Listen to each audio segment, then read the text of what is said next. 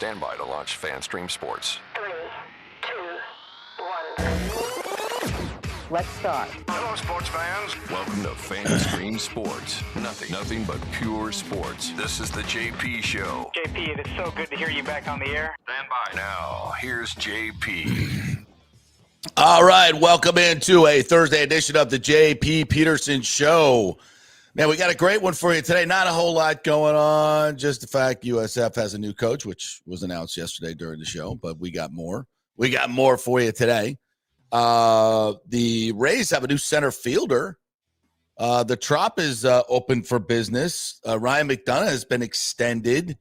The Lightning play tonight. What else we got? Signing day was yesterday. Anything else, Timmy? Cowboys-Lions, baby. Cowboys-Lions tonight. Jiminy Christmas. Lots of stuff to get to. We talked to the Bucs yesterday, so we'll do a little Bucs Saints preview as well, and whatever you folks want to bring into the chat. We love you. Come on down. Bring it on in. But lots to get to today. Brian Bradley, Lightning Hall of Famer, will be joining us at 10:30, and Joey Johnston from USF, sideline reporter, will be joining us here in just a few minutes as we set up the show here. And yes, of course, the good news yesterday from the Buccaneers, Mike Evans back at practice, even though it's just a walkthrough. Great to see 13 back out there. Jalen McMillan was out there as well. Jalen was there too, yeah. Yeah, so we starting to get healthier for the Buccaneers just in time for the NFC South stretch run. So, yeah, it's going to be fun. We got lots to get to. So I would generally say, Timmy, and yesterday we had Jeff Thidoff on our show yesterday on the breaking news, who covers Ohio State on a daily basis, and we learned a lot about Brian Hartline and how well regarded he is at Ohio State. And I think just judging from the national response, this is an absolute grand slam, home run, whatever you want to call it, touchdown, 100-yard kickoff return. It is all that and more. Some are saying it's an upgrade. I don't know how we would know that, but some are saying that. Certainly possibilities for that, given that, this is a guy that was mentioned for Penn State, and Penn State still doesn't have a head coach. I mean, I would guess very seriously that Penn State approached Brian Hartline. Why would they not? And he chose USF. Interesting. Very, very interesting. And I think it's a super smart call because I think he probably could have had one of those bigger jobs. But I think he's got something else in mind. And I think, unlike what Dion did, going from Jackson State and jumping right into P4 play at the Power 4 school at Colorado, whereas had he taken the USF job, and I said this at the time, and brought that same talent to USF, chances are he probably wins 10 games and maybe even a conference championship with Shedeur and Travis Hunter and all those guys. Yeah. But instead, he jumped into the deep end of the pool. That was his decision, and it has not gone well, I think, overall. And I think for Hartline, it's like, I need to find out how to build a program.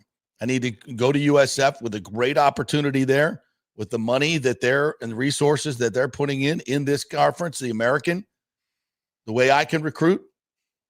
I bet he's looking at this very much so as I could go there and have immediate success. And not that it's just a stepping stone job, but the first things first. Let's go win 8, 9, 10 games in a conference championship, and then we'll figure it out from there. I think it's a great fit for USF, and I think it's a great fit for Brian Hartline.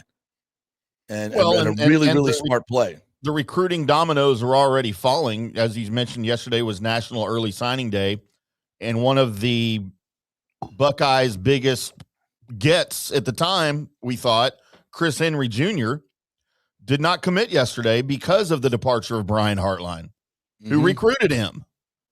Yeah. So he has now put his recruitment back open, allegedly. He just hasn't signed, but what does that tell you? That he's, Hartline's gone. Does that mean maybe he's thinking of South Florida? Could be. And that would be a hell of a get. And, so let's dive right into this. Let's bring Joey Johnston in from USF, their sideline reporter, longtime high school, college, pro reporter at the Tampa Tribune. What's up, Joey? How are you? How you doing, JP? Happy Thursday to you and yours. Yes, and happy Thursday at USF. Your first thoughts when you found out that Brian Hartline was going to be the new coach here? I hadn't really considered him to be a possibility, honestly. I'd heard It was kind of out of the blue, wasn't it? Yeah, I heard the talk about Penn State and other things. I certainly knew he was a great prospect and was going to be somebody's head coach at some point. But I was a little bit shocked when I heard about it, honestly, and pleasantly surprised because this is a guy that is highly regarded. He has put out first round after first round receiver at Ohio State. He's a great recruiter. He's well known here in Florida for his recruiting. He's a pro player. He set the Miami Dolphins receiving record, for crying out loud, and he was a great player at Ohio State. So he certainly checks all the boxes. The one thing is, he's a first-time head coach. You never know what you're going to get, but everybody's got to start somewhere. And by all accounts, this is a great move for USF, about as good a move as they could possibly expect. So I think it's very exciting. Let's just rewind a little bit to Alex Golesh leaving. And I said it on Twitter. I'll repeat it here. I thought Rob Higgins handled that in a most mature and very positive way, and really kind of set the tone for the fan base and also moving forward and upgrading. And damned if he didn't. I mean, it's all speculation, obviously, and to say that he's going to be better than Alex Golesh is obviously founded on just a lot of hope, quite frankly, because this guy's never done it before. But it's also a very impressive resume. What are your thoughts on the way this was all handled, Golesh leaving and this transition? I think it was done about as well as you could do it.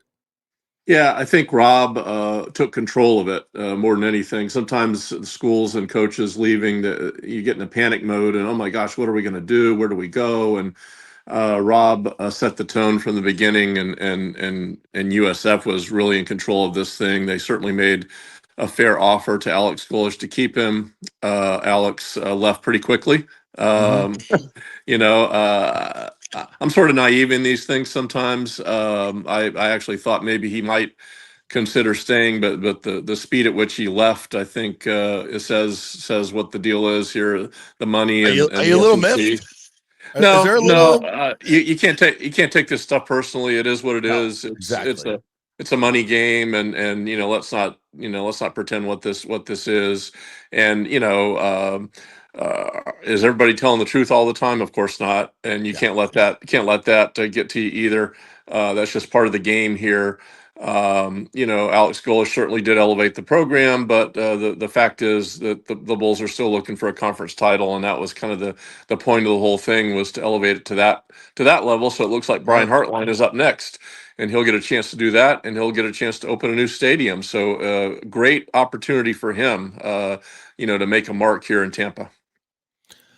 Were there any recruiting ramifications yesterday for USF? Did they lose? Did they pick up? Do they feel like they've got some more openings here? Will they do more work in the portal? And then the other big question is coming after. Yes, yes, definitely more work in the portal. I don't think it's any kind of appreciable thing that they lost a few, they gained a few. But the way modern college football is now, particularly at USF, number one, you need to make some good ads in the portal, and number two, well, actually, that may be number two. Number one may be retaining your own players. Brian Hartline coming in, we'll see if he can hang on to Keyshawn Singleton and Jeremiah Coger, two great receivers they have coming back. We're not sure what Byron Brown is thinking, what he wants to do. He's certainly going to have some opportunities. Is there any intrigue for him to stay under the new coach and write a great final chapter for himself here in Tampa? All of that's yet to be seen, but those two elements, keeping your own players in the portal has really leapt way ahead of what we used to get so fired up for signing day. The signing day is almost like an afterthought now. Kind of a shame, because it used to be like a big holiday in February, and we all got so excited about it. And now it's just kind of something that it's still important, but not as important as the other two factors.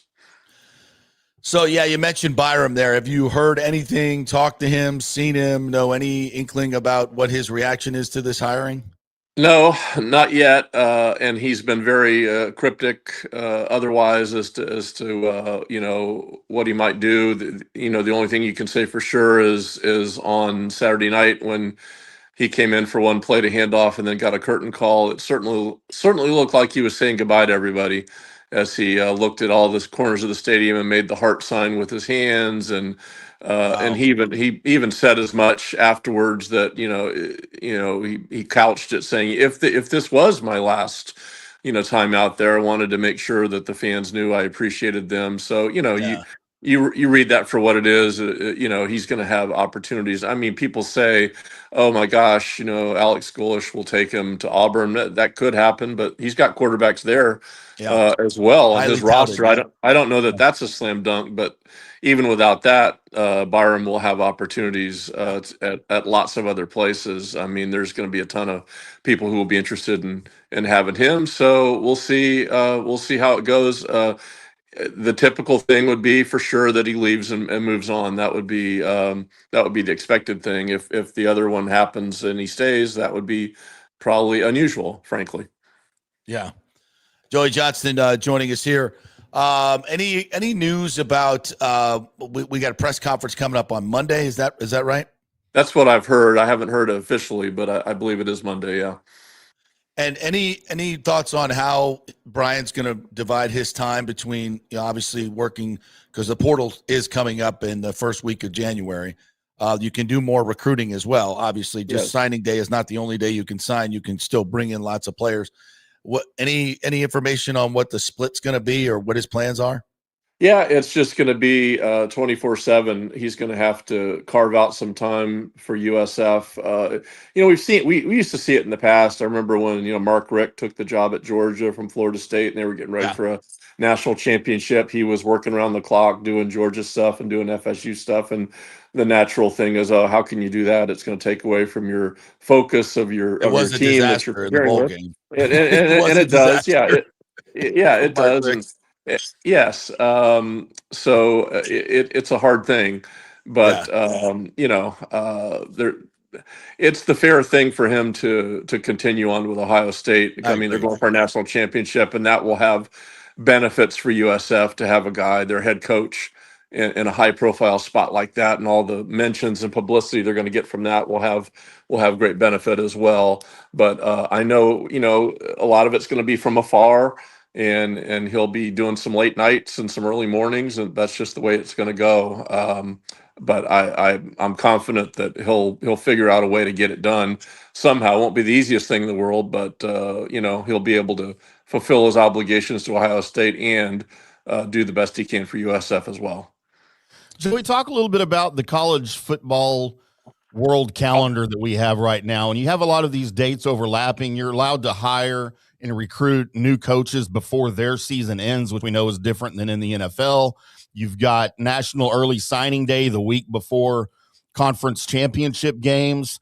I don't like how everything's mixed together here. Talk a little bit about what your thoughts are on if these dates should be moved to better help programs finish their season without distractions. I mean, it's such an obvious disaster. I don't know any other way to say it. And the weird thing to me is every administrator, every coach, everybody you talk to says, "Oh, this is just a mess. It's awful. We got to change it." Well, we'll change it then. Nobody I know likes it. So why do we have it? Let's get it changed. Let's move signing day back to February where it belongs, and let's have the portal after spring football. That makes the most sense to me. The other stuff is just insane. It puts so much pressure on the coaches to make decisions. It puts pressure on these kids to make decisions as well. I don't know that it's absolutely necessary that everybody has to go to the second semester and spring football and leave their high school. I know some have done it for years now, but others don't. We went years without doing that. It was fun. Yeah. There was USF had some players, that did not participate in spring football and came in and made meaningful contributions in the fall. So, but the whole thing of this early signing day and make these fast decisions for coaching and whatnot. It just hurts the industry, and I frankly don't understand it. And again, I've yet to see anybody say, this is why this is a good thing. Everybody hates it. Yeah. So why don't we change it? Why don't we change it? And we changed it to this early thing, 5 years ago, 4 or 5 years ago, this early. Well, and who made that decision? As soon as that decision was made, I was like, what are we doing with that? That's dumb. Yeah. Why did we even do that? I think the coaches, enough coaches were backing it, and they thought that getting these players in for spring football and ahead of the semester was a good thing. But I think now that we're seeing it in real time, we see the effect it has on the hiring and firing cycle, and it's kind of a mess. So I think everybody's in agreement that this thing has to go. All right. Well, good. That should, and then they'll put it. I think if this new legislation passes, the SCORE Act, they will be able to do a lot of things, like I think put in different regulations in terms of transfer portal. If they wanted to, they could cap coaches' salaries and buyouts if they wanted to, and I think they need to. They can change the calendar. They can do a lot of different things that everyone agrees would be best for college football, because, Joey, right now, nobody's watching out for the game in general. Everybody, all these power conferences are doing everything in their own self-interest. The SEC's doing it for them. The Big 12 is doing it for them. The two of them colluding together against everybody else is not looking out for the game as a whole. And because they want to, it's a money game, and you're trying to hold on to as much money as you possibly can. So, and obviously it's a finite resource. So there's got to be some leadership, either legislatively or some type of national organizing body, national, not by the conference power brokers, that does what's best for the entirety of college football. And I don't see that happening. And I think it's a huge problem. What are your thoughts? Yeah, it's an obvious problem. And as we see the professionalization of college sports, we're seeing it like the NFL, but it's like the NFL with no rules. Right. And that carries on to even television contracts. I know I've heard it speculated from a lot of people who are very knowledgeable that if everyone worked together here and we had a collective television contract, probably be making billions more, leaving billions on the table the way it's fragmented. And you go back, and it's been a long time ago, 1963, when Pete Rozelle was the NFL commissioner, and he came up with the shared television contracts. And some people at that time didn't like it. The New York Giants were saying, "Why should I share my money with the Green Bay Packers, for crying out loud?" Well, because it turned the NFL into a multi-billion-dollar industry. That's what it did, and it caused the game to grow. And college football, I don't think college football is going away. It's more popular than ever. The viewer numbers are good, but it could be even bigger. I know there is a contingent of the population of fans that are getting a little fed up with the whole thing, the player movement and the craziness of it all. And they're not as avid as they once were. College football will always have great fans, but we have to be careful that we don't chip away at this great game. Exactly. That's what happened. It's becoming more expensive for fans, and all the nonsense going on with the portability of the players. You can't follow them. It's what's happening to football is what happened to basketball, and basketball became almost irrelevant. So yes, they're harming the game. They're harming it in this ridiculous committee stuff that I think finally everybody sees through. God, I hope so. I mean, it is such a comedy show at this point. Like them trotting out this dude, a deer in the headlights guy, to try and explain what the unexplainable every week is really kind of funny. It's almost like a Saturday Night Live skit. It's like, okay, here are your rankings. They don't make any sense. Tell us why. It's a TV show, reality show. And when they went to this system, and I believe it was 2014, the first 4-team playoff, I felt then, and I still feel, that they are going to do whatever they want to do. That's the deal. When it comes to push and shove at the end, they're going to put in who they want to put in, and they've had this 6 or 7 shows leading up to it to build the drama. But when it comes down to it, they're going to fix it the way they're going to fix it, and that's just the way I feel about it. No, I agree. All right. Anything else we need to know about this hire? Anything else going on over the USF we need to know about? Well, a big basketball game. We'll just change it up a little bit tonight. Yeah. Utah State coming in. They're undefeated, 7-0, and a really good team. So the Bulls have been up and down so far under Coach Bryan at 4-4. So if they can get a win tonight, that will be a big one. So obviously, everybody that goes to the England Center tonight, they'll be still celebrating the Brian Hartline hire, and everybody at USF is on a high about that the football program is moving in a good direction. But I think overall, between that and I don't know if a lot of your viewers know it, the volleyball team's in the NCAA tournament, which is a great thing as well for Jolene Shepherdson's program. So there are some positive things going on at USF, but the biggest thing I think is, despite the coach leaving for Auburn, that they've got a very, very fine hire, and the future continues to look very bright. A lot of big things happening for USF football in the coming years. And as I told all those fans, and they don't want to hear it, with all their angst about Golish, it's like, hey, he may leave. It ain't going to be the end of the world. There's might get a better coach. Exactly. There's always another coach. Like, oh, my God. Don't even mention it. Don't talk about it. I'm like, yeah. Okay. All right, fine. But, you'll be okay. You'll be okay. It's funny how quickly you can move on. It really, exactly. It's like all of us. We're all replaceable to some degree, and it's funny how quickly we can be swept out. And the same with a coach. As long as the new coach comes in and recruits players and wins, everything will be fine. It can get better. Actually, win a conference. It can get better. Let's not lose sight of the fact that the big enchilada is still out there. The conference title. USF fans got teased with the rankings and the college football playoff standings, but it still hasn't happened. That was fun. It still needs to happen. That's why I said it's like, enjoy the moment. Like, stop talking about Alex. He leaves. Enjoy the season. Okay, he effed up. You didn't win the conference championship. You still got a bowl game. Where are we going bowling, by the way? Are we going back to Hawaii? That'd be nice. Any idea where the Bulls will play bowl game? Oh, Joey froze. Oh, he froze. He's gone. All right, that'll be that. I wonder how much of the news of hiring Brian Hartline softened the blow for all those people who were mad at Alex Golish. I think a lot. It has to, right? Yeah, absolutely.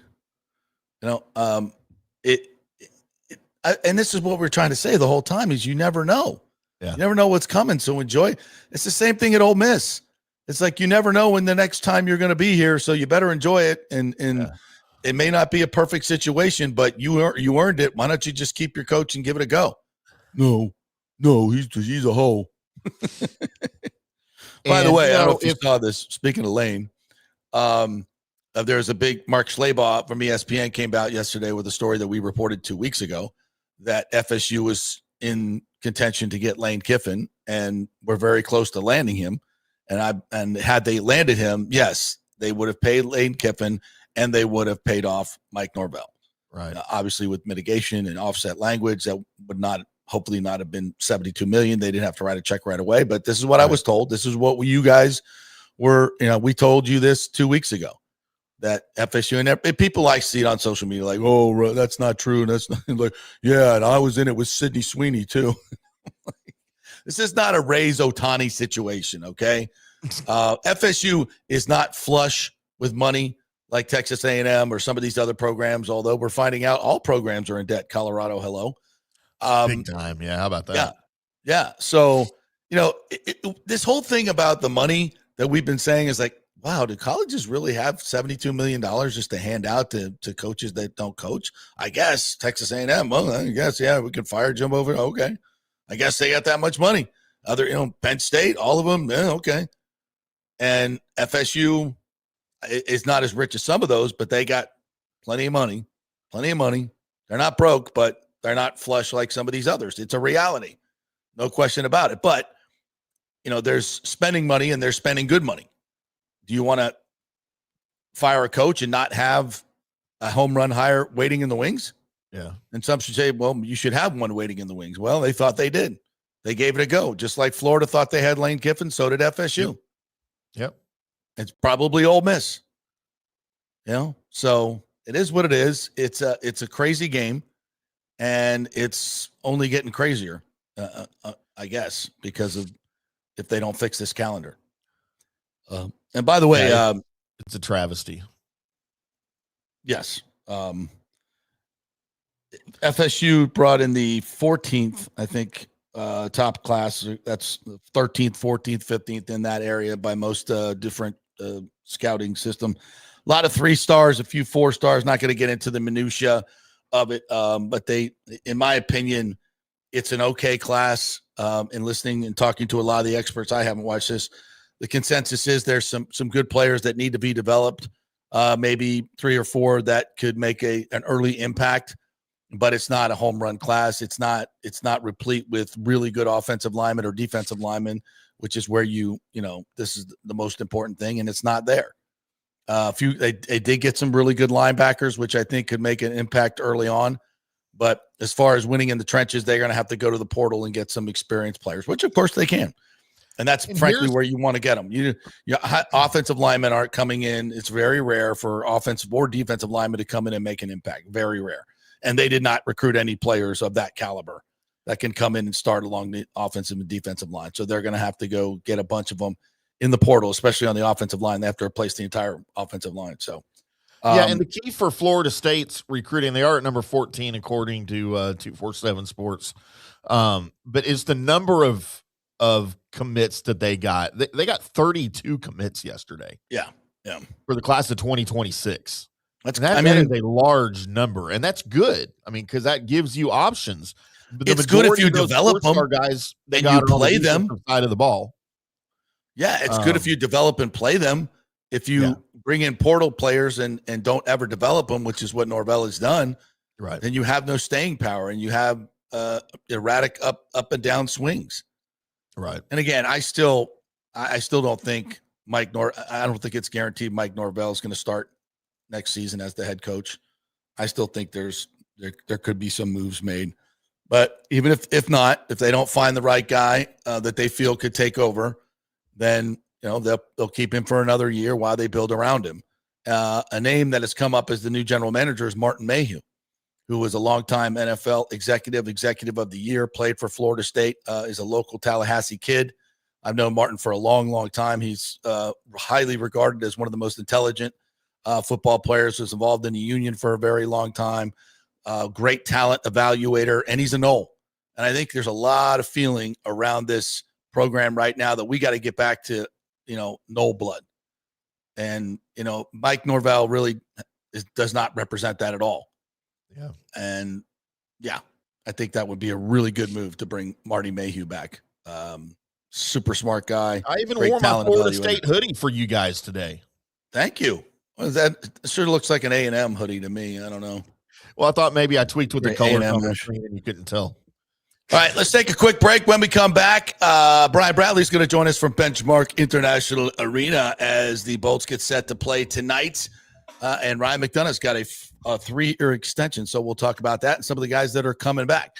We're brought to you by the Jeeves Law Group, JEEVESLawgroup.com. They are local, they are trusted, and they get results. If you get in an accident, make sure you call Jeeves Law Group. They are small enough to make you a big-time priority, big enough to take on the big insurance companies. Offices in Tampa and St. Pete. Actually, people in those offices, you can go by and talk to them and get your free case evaluation. JeevesLawGroup.com. And by Genesis of Tampa, great lease deals and car deals going on. No payments for 90 days if you go buy a new car at Genesis of Tampa. So save that car payment money for the next few months and use it for buying me Christmas gifts. I think that's a great idea. Get a great car at a great price. And no payments for 3 months. GenesisofTampa.com. Back in 3. Stay with us. Experience the art of driving at Genesis of Tampa, where luxury meets innovation and every detail is crafted for you.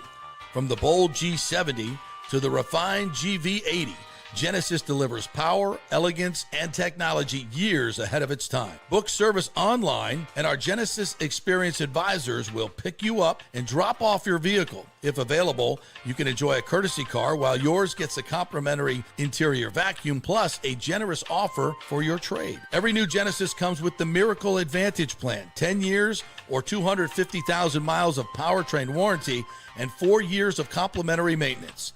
Visit us at 801 East Bears Avenue or online at genesisoftampa.com. Genesis of Tampa, luxury redefined. Italiano Insurance would like to congratulate the Bucs on their 50th anniversary season. And you know what? We've been here for every season and then some, over 60 years in business. We've seen some smart coaches with great game plans, but if you don't have flood insurance or business insurance, that's a terrible game plan. That could ruin you financially. You don't want to take that L. So call 813-877-7799 and let their friendly agents quarterback your insurance and save you big money. Italiano also sponsors our FSU report every week, so go Noles. 813-877-7799 or go to italianoinsurance.com. Although it may seem tempting to go without health care insurance, the financial risk far outweighs the gain you may experience. For example, did you know if you simply broke your leg, it could cost you nearly $7,500? Put on top of that a hospital stay, you could be looking at $10,000 to $15,000. Ensuring that you don't go uncovered is so important, as according to CNBC, high medical bills are the highest contributing factor to why Americans end up taking money out of their retirement savings, or worse, find themselves filing bankruptcy. So go to don'tgouncovered.com or call 800-669-1505. Now, depending on your income, you can get plans for zero premium. Our experts will guide you through the process effortlessly. They will shop many plans and find the one that's right for you. I called and I have full health coverage through Florida Blue for zero monthly premium. It's a free call. So why go uncovered? It's a huge risk. Go to don'tgouncovered.com or call 800-669-1505. That's 800-669-1505. Are you having legal issues with a business partner or other legal business issues? The attorneys at Walters, Levine & DeGrave can help. Call 800-616-0384 for a free consultation. At Walters, Levine & DeGrave, we've redefined what a law firm can be with top-tier attorneys, personal service, and 26 years of success. From business law to civil litigation, we deliver smart, client-focused solutions. Walters, Levine & DeGrave recently won a $6.4 million jury verdict from a large real estate developer, and they can win for you too. Walters, Levine & DeGrave. Let's solve it together. Not attorney spokesman. For a free consultation, call 800-616-0384 or go to walterslevine.com. Offices Tampa, Sarasota. Let's go. Right now, back to the show on FanStream. All right, welcome back to the JP Peterson Show, brought to you by the great folks at Italiano Insurance. Hey, if you started a business in the past couple of years, maybe during COVID, and it's cooking now, even if it's like a side hustle, well, you got to make sure you're insured. And if you're not, you can lose all your personal wealth if you get sued. So make sure you have business insurance. That's ItalianoInsurance.com. They'll get it for you. Very inexpensive, depending on what your business is. So make sure you have it, though. ItalianoInsurance.com is where you go. Give them a call, 813-877-7799. All right, let's head out to Benchmark International Arena, where the Lightning are on the ice for the morning skate, and the great Brian Bradley is there. Lightning Hall of Famer. What's up, Brad? How are you? Hey, JP, how are you doing today? Everything I'm good? good. I didn't bring my earbuds, so you're going to have to talk a little louder. Oh, daggum. Okay, can you hear me? Yep, I can hear you. All right, good. What's who's on the ice? Is Hedman there with McDonough? Yeah, in this you know new what? extension? I'm watching the play right now. Victor Hedman is on the ice. He looks okay. Guess who else is on the ice right there going down the ice? Braden Point. All righty. Too. I don't know what's going on here, but everybody's on the ice right now except McDonough's not on. We have 8 defensemen on the ice, I think, with Hedman here. And then Vazzy's not on the ice right now, but I heard Vazzy's playing tonight. That's the rumor. Vazzy's not skating. Johansson's in the net down there, but I heard Vazzy's playing tonight. But Hedman and Point are both on the ice. They actually look good. So I don't know what the lines are. I'm not sure how this is going to play out. Who's in, who's out right now. They haven't done any line combinations really right now. They're just doing some shooting drills, like Yanni Gord's down here. You know, James is right here. He scored the other night. So we got some decisions to make. Here goes Hedman right here. He's got the puck right now, passing it up. Over the Point, there's Hedman right here, going up again. Yeah. He looks good right now. He's going down the ice right now with the puck, passing it up. So not sure what's going on with we got a lot of extra bodies here right now, I will tell you that. So something's got to happen. Yeah, that's the thing, Brian. They've been playing such great defense, and Vassey's on like a 970 save percentage heater over his last 6 games, with goals against under 1. He's been fantastic, but the guys in front of him have been really good. The young kids, Santini, Declan Carlisle, Destu has been fantastic all year long. When Chernak and Hedman and McDonough come back, I hope they don't screw this thing up. Yeah, it's going to be interesting. I mean, obviously, you talk about, Ryan McDonough signed a 3-year deal to stay in Tampa for $4.1 million a year. That's a great deal. I mean, he's getting older too. Let's not kid ourselves, but he's still a great defenseman, loves Tampa, wants to stay in Tampa, and that's good news. So, you know what? I'm happy for Ryan McDonough, but yeah, they're going to have to make some tough decisions coming up here because obviously we've got a lot of bodies here on the ice. I mean, you know what? Chernak's not on the ice, and neither is McDonough. So that means we have 10 defensemen in total. So, okay. But, see all the different guys are on the ice. We have the backup goalie, Johnston, who's playing. He played great on the road trip, too. I mean, obviously, Vazzy played the last game. I think he's playing tonight against Pitt. So, Datsu, he's played great. Carl's played good. All the defensemen played really good. But, Hagel's been unbelievable. He was what player of the week last week he was in the NHL, and then this week he's second player of the week with his numbers. What has he got? 6. I think he's got 15 goals, and Gensel's got 14 goals. I think Gensel's 2 points away from 600 points in the NHL playing his old team tonight. So if he gets 2 points against Pittsburgh, he will get 600 points in the NHL, Jake Gensel, tonight. Yeah, so Sid the Kid is in town. The Penguins are in town, and I forgot but Gensel played for many years with Sidney Crosby. So he's been so good to start this season, has he not, Jake Gensel? Talk a little bit about his game. Oh yeah, his game's all around. That was a great pickup by Julian Breesbaugh. I mean, fantastic. We gave him a 3rd-round pick, which probably will never play for a all-star player. Could be Hall of Famer. He played in the Four Nations Cup last year, Jake Gensel. I mean, he's got 14 goals this year. To me, I think so far right now, if I had to pick an MVP, like last year I picked Hagel and Cirelli, this year I'm going to go with Jake Gensel right now. But Hagel's really picked up his game. Vazzy's in play, but Gensel's been so solid.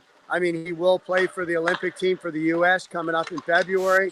You know what? He's just a solid 2-way player, 2 points away from 600. I think he'll get it tonight. I really do. I think he'll get it tonight. That's your prediction? I've already had a couple people ask me, hey, Bradley's got to give us a prediction. They bet by what you tell them, and they won last time. So what's your prediction for tonight? I'm going. Well, they don't score a lot of goals, so I'm going to give them 3. But I think Christian Jarry. I think the guys look good today. They're coming off a successful road trip. We won 7 games in a row, but played the Islanders, lost 2-1. So I'm going 7-3 Lightning tonight. 7-3 Lightning tonight. I'm going Kucherov with 5 or 6 points. I think he's going to blow it out tonight. I think he's going to have a massive 2 goals and 4 assists or something crazy for Kuch. Betting Kucherov right tonight. Now, Kucherov's going to have, I said, 10 points in his next 2 games. Really? That gets him right back into where he needs to be right now. All right. I'm going right to the Hard Rock app and bet Pittsburgh, and then we play obviously the Islanders Saturday. But those are teams he can build some totals up against if we get going. I mean, I like Pittsburgh. I mean, anytime you talk about Pittsburgh guys, you talk about Sidney Crosby. I mean, you know what? He's like one of those guys that, if your fans are lucky to watch him play, he's going to be in the Hall of Fame. He's one of those top 5 players to ever play in the game. I mean, he's got 18 goals this year, I think 29 points, but he's only got a year or 2 left in him, and then he's going to be winding down like Ovechkin. I mean, he's still got game. He still can play. He's going to be on Team Canada with John Cooper. I mean, you asked John Cooper, our coach from the Four Nations Cup. Sidney Crosby was the captain of the team, and you know what? Guys respect him. Guys want to play with him. Guys want to play for him. And you know what? He works hard. He doesn't take a game off. That guy is amazing. And Malkin, Letang, they've got a lot of good players on this team. So goaltending to me, Christian Jarry for Pittsburgh, he's okay. I mean, you know what? I think when you're talking about Vasilevsky to this guy, it's a big difference in goaltending. Yeah. I would agree with that. And yeah, Pittsburgh's not bad. They're 13-7-5, 31 points. They're hanging out at 5th in the Metro. So they're coming off a W. So they've been okay. They've just been 3 okay. losses on the road all season so far for Pittsburgh. Yeah, they've been it? okay. Like I said, I think they've been pretty good. They've been consistent. They've been better on the road. I think their home record is 6-4, but on the road they're 7-3. So they're okay on the road. You know what? They won their last game the other day, Monday. They beat Philadelphia and Philly. So they can play good on the road. But you know what? I like our team. We're starting to play. We're starting to use our speed. We still are missing some players.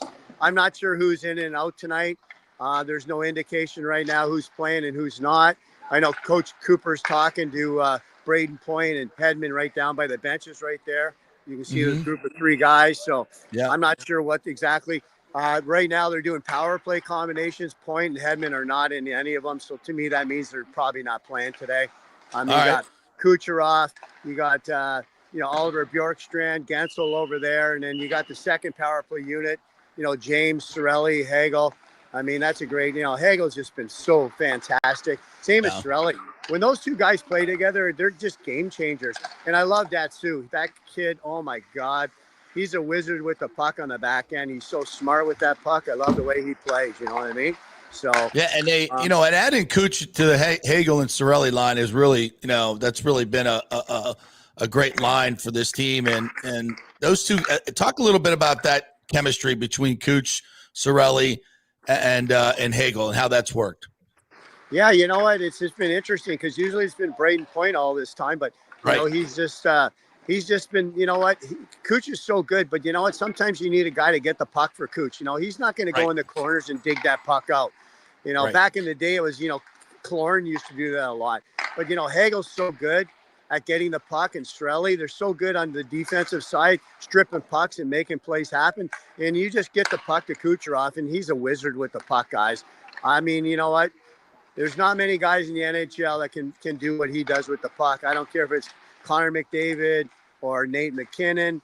The guy with the puck is just phenomenal. Is Nikita Kucherov. He's amazing to watch. It's just amazing. He was the 2nd or 3rd round pick in the NHL draft because I mean, that's just a steal if you ask me for a guy of that talent. You know what I mean? So they're working on the power play. I could see it right there. What do you? They're working on power play. This is the second unit to. right here. Hagel's got the puck over to Datsu. You know what? Sorelli's in front. He's down low. That's Gage Gonsalves right there. They got James in front of the net. There's Datsu. You know what? The guys are working around, and they got the big units down there with Bjorkstrand. They got Radish on the point. Kucherov down here. So they're just working their plays right now, getting ready for tonight. Obviously, they probably didn't practice yesterday. They probably played. They played Monday night, or they played Tuesday night in Long Island. Probably got back late Tuesday, so they practiced. Had the day off yesterday. They'll practice today, probably tomorrow, and then I would think it's an optional skate on Saturday against the New York Islanders here. So should be a good one. What do you think about this number 1 power play unit? What do I think about the number 1 power play unit? Yeah, the Lightning. I think it's going to be better when Point comes back. You know what I mean? He's a game changer. I'm not kind of surprised. I'm not going to sit here and lie, but you know what? I mean, I like Nick Paul in front of the net. But I like Hagel. Why wouldn't we give Hagel a chance on the number 1 unit with Kucherov? I mean, they're playing together. I mean, Gensel and Hagel would be great on the power play together. I mean, maybe Coach Cooper wants to spread it out so you have 2 good power plays instead of 1 dynamic one, which I understand too. But Hagel deserves a shot to go to the number 1 unit, I think, because he's just been phenomenal all year. Yeah. Him and Gensel are the 2 best. I think my first pick for best player is Gensel. My second pick is Vazzy right now, MVP of the season, and my third one is Hagel. It could all change. You know what? I really like it. You know what? Datsu's getting better every game, but I like all our units. Yanni Gord's been terrific. You know what? All the guys have really played really well. You know what? Jurgensen stepped how you win up 7 game. in a row. I think he's played good. That's how you win 7 in a row. All right, Brads. Yeah. Good stuff, my man. We'll see you tonight up there in the Mark. Yeah, we'll see you tonight up there in the market. Have a great day. 7-3 win. Kucherov has 27 points. No, just kidding. No, Get your prop bets ready. all right, here we go. Thanks, Get the hats Brad. out, Lightning fans. Get those hats out. Could be coming out tonight, somebody. A hat trick. Bring your worst hat that you want to throw and get rid of anyway. That's what bring it tonight because Cooch is getting a hattie. Thanks, buddy. Appreciate it. The great Brian Brown. There he goes. All right. So 7-3. There you go, Fitzy. Fitzy's texted me right now. Like, I need a prediction from Brad. So going over, Lightning over, and Cooch with at least 2 points. Parlay. Huh. All right. Book it. I like it. Yeah. All right. You want to do some comments here? Yeah, I got a Jameis Winston something for you. Oh, well, by all means, let's go, Jameis. We know the show loves Jameis Winston. Yes. And I like Jameis Winston. I just don't like Jameis Winston as a football player. But I love him as a quote machine, JP. Of course, he's the best. And as I'm scrolling TikTok last night, I come across the Jameis Winston account. And I love self-deprecating people, right? Yes. Matt Leinert's one of the greatest followers on social media because he still brings up the loss to Texas in the national championship game in 2005. All of the time he references that. So, Jameis Winston has made some questionable life decisions. One of those decisions may have been when he was at Florida State walking through a Publix grocery store. So last night, this was in response to what would you tell your younger self type of question, right? Yeah. This was his response. If you can see it there, it says, in your 20s, you will walk by the seafood section at Publix. It's very important that you keep walking. He's gotten endorsement deals out of it. Yeah. Yeah, it's smart. Like, and that's a great lesson in communication, folks. If you F up, try to laugh about it. Try to have some sense of humor about it. Yeah, no, and everybody, yeah, he's made money off it, commercials off it, representing crap. Yeah, fantastic. But you may not know this, but even going back to my time at Florida State, that Publix on Pensacola Street was world renowned for football players getting free stuff. Like, it was just known. You go in there to the seafood department if you're a football player, you load up and you just walk out. That's and to Jameis's credit, he never threw anybody under the bus, right? And because he didn't want the hookup to go away. Sure. But even back in the day, like, that was just the thing, and the football players knew they could do it. Why did he get in trouble for that? Was it because of what it was? No, because this is all confirmed. This is all confirmed. Okay, there was a girl that worked at Publix that was a big time Gator fan. And she told her mom, who I think was an attorney or something, and said, yeah, the football players come in and they just walk out with food. She's like, really? She says, well, next time Jameis comes in, rat him out. No. So she did. Yes. That's how that happened, huh? Yes. Rat it out. Because there's be a Leon County sheriff by the, and just, they give you a bag, you walk out, walk in, you walk out. I'm not saying it's right. Not making excuses, but listen, every town, especially the Tallahassees and Tuscaloosas and Gainesvilles of the world, these players have different rules and they get away with a lot. And in Florida's case, sometimes murder or attempted murder. So stealing crab legs is, it's just one of those things. It's like when Peter Warwick got suspended, cost him a Heisman Trophy for taking a discount at Moss Brothers. You don't think every one of I wasn't giving away drinks at the bar. Yeah. You don't think it's college. Everybody's got a hookup. You go to where your buddy works and you get a hookup. That's the way it works. And that's what makes all of that era now, pre-NIL, before all of this was legal. That's what makes all of that so unfortunate, because you have these stories of the few guys who got busted for doing something everybody was doing and really should have been doing, right? Like, this should have been okay this entire time. Absolutely. For these student athletes who were making no money, no compensation legally for these multi-million-dollar programs, in some cases multi-billion-dollar programs. Yes, off ridiculous. of their efforts on the field, right? And I hate that for college football. And now we seem to have fixed it, but have we really, or we No. made another problem, right? So yeah, we brought the dirty money on top of the table. That's about all we've done. Sure. But it's a much better experience for these student athletes now than it has ever been, and that's the way it should be. Absolutely. To the comments, Michael LaRue, good morning to you. Said Brian Hartline is a better hire than Alex Golesh was 3 years ago, and you could argue that Hartline is a better hire than Golesh is right now. I would agree with that. I don't know how we know that, though. I'm not disputing. We don't know it. We don't. I was on a USF chat this morning, and of course, it's like, Hartline's awesome. Golesh sucked. That stupid quarterback sneak against Memphis. He blew that game. He blew these other games. He was only good because Byron Brown's just took off and ran. And I'm like, you're right, 100% correct. He messed up, but he was a damn good coach, and he brought you from nothing to the brink of getting into the college football playoff. But he couldn't finish it off, and he couldn't get you a conference title. So next up, and I think absolutely, if you look at Hartline's resume right now compared to Golesh when he was hired, it's better. Now, obviously, Hartline has not had a chance to be a head coach. So we'll see after 3 years. You got to go to 3 straight bowls, and you got to win a conference championship if you're going to be considered, quote, better than Golesh.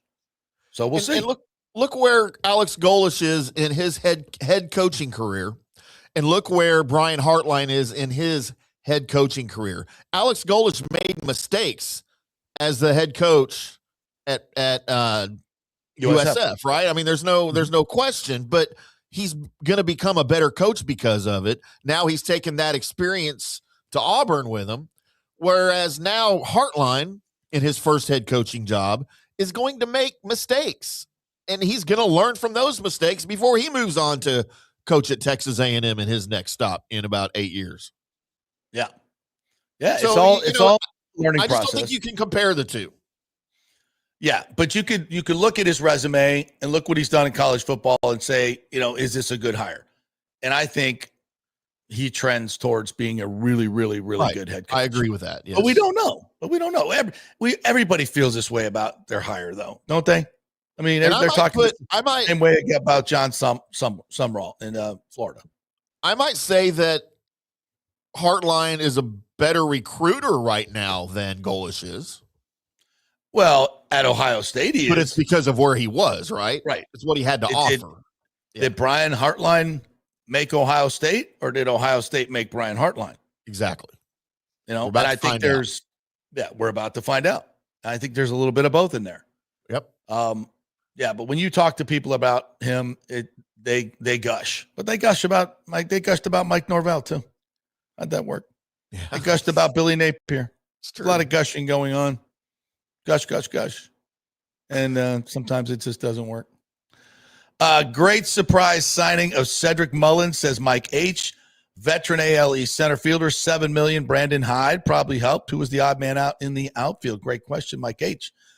Well, on the O show on Tuesday, we kind of postulated that obviously they need to make a move in the outfield. We talked about Joe Adell. We talked about some others that were rumored. Martell was out there as well. And so they came up with Cedric Mullins, who is a very interesting. He was an all-star in 2021, 30 home runs, 59 RBIs, ninth in the MVP voting in 2021. Last year, fell off, 216, 17 home runs, 59 RBIs. He's a career 246 hitter, really good defensively. He's 31 years old, 1 year, $7 million. I like it. I think I would have liked Adell better, although Cedric Mullins is 10 times better defensively than Adell is. Adell, I think, is a minus 13 in defensive runs saved. That's not good. But he also hit 36 bombs. So I like it. It gives you a little bit more power in the outfield, gives you an experienced player, a guy that I don't know much about him in terms of his character. Is he considered a great clubhouse guy? Don't know anything about that. We're going to try to find out more today. But I like it. On first blush, I like that move. Now, where does he fit in the order? we had this yesterday that we talked about. So I think, and Orestes and I both have thought that they're going to move Chandler Simpson to second base and trade Brandon Lau, which I think would be good because I think second base is a much more natural position for him. I don't think he's ever going to be a great outfielder. So, but you've got to have him in the lineup at the top and give him 500, 600 at-bats. He's going to steal 70, 80 bags, hit you 310 from both sides of the plate, be a disruption. You got to have him in the lineup. So by the signing of Mullins, people are like, who's the odd man out? I don't think it's Chandler Simpson. I think they're thinking moving him to second base, but we'll see. So I would have Chandler Simpson playing second at the top of your lineup, Yandy in the 2-hole as the DH and sometimes first base, then Junior in the 3-hole. And then we had Joe Adell in there at 4. You could put Cedric Mullins in there at cleanup, right? I mean, he's a power hitter. Aranda, Josh Lowe. We would go out and get JT Realmuto from the Phillies, give you a veteran catching presence with a little bit of pop. And then you have Taylor Walls, Carson Williams at short. And then, your next outfielder, whether it be Mangum or Johnny DeLuca, whoever it might be. Do you really want to take Chandler Simpson's speed out of the outfield, though? Yeah, he doesn't run good routes. It doesn't matter how fast you are if you're taking 3 steps in the wrong direction. But that can be taught. Yeah, it can. But he's also got a weenie arm, which you're not going to get any better in that situation, right? So why not just move him to his natural position, which has been second base? That's where he played in college. Right. I think the Rays moved him because they wanted to get him up to the major leagues, and we already had somebody at second base. Right. And a couple, and some guys in the wings. So I think I don't know. I don't know what Neander's thinking. We'll see here soon. We'll get him that's just generational speed, though, man. You if you can use that out in the outfield, you'd sure like to work with it, at all. Yeah. But we've got some speed out there. The guys that are natural outfielders, sure. And if he can play second base, and you can move Brandon Lau and get another power hitting outfielder, well, or a closer, or another starting pitcher, or a couple of really good prospects, whatever. Right. I'd like to see major leaguers come this way. If I'm giving up Brandon Lau, I'd like to see another power hitting major leaguer come this way, maybe a power hitting left fielder. So then you'd have Mullins in center. You could still go get a Joe Adell and have Mullins in center, Adell in left, Josh Lowe. I mean, that's a pretty damn good power hitting outfield right there. That has real power hitting potential. Or Marte, another power hitting outfielder. So I think they're just beginning, but this is a nice piece, and it's $7 million. You would hope that he recovers. He's, I don't think 216 is where he's at. I think it's a down year, and you're getting him on the up. LaRue says Michael Mullins is a good player. He has some flaws, but brings speed, defense, and power. He hits righties and could sit versus lefty, but his contract suggests he'll play every day. This is a classic Rays signing. Yeah, I'm not over the moon about it, but I like it. I think it's a good piece. Michael LaRue, now on hockey, says Ryan McDonough is staying for another 3 years. It's clear the team made a mistake trading him to Nashville in 2022 when they should have moved Sergachev instead back then. JBB recognized his mistake, and rectified it. And actually, this team is better by trading Sergachev and getting McDonough back. And now you've got him for another 3 years. Plus 43 last year, led the league in plus minus at 35 years old. Not too shabby. John Hill, good morning to you. Said World Champions Cup live results: Europe 12, USA 10.5, and International 10.5. Support this local tournament for Shriners Children's Hospital at Feather Sound. Yeah, we got a great golf event going on over at Feather Sound. This is a kind of a seniors Ryder Cup, I believe it is. So go check that out. Going to be great weather over the weekend, I believe. Chris Cole says, congratulations to Baker for being nominated as the Man of the Year award. Yes, Baker nominated for the Walter Payton Man of the Year award. He and his wife, Emily, doing great things in the community. So congratulations to him. And, he talked about it yesterday at the podium, and it was just great to hear him say what he said. He's like, listen, Tampa's my home now, our home. Tampa's our home. We're really excited about doing things in the community. This is a great, validation of all the great work that Emily's doing and everybody here at the Bucs. So yeah, good stuff. Really, really good stuff.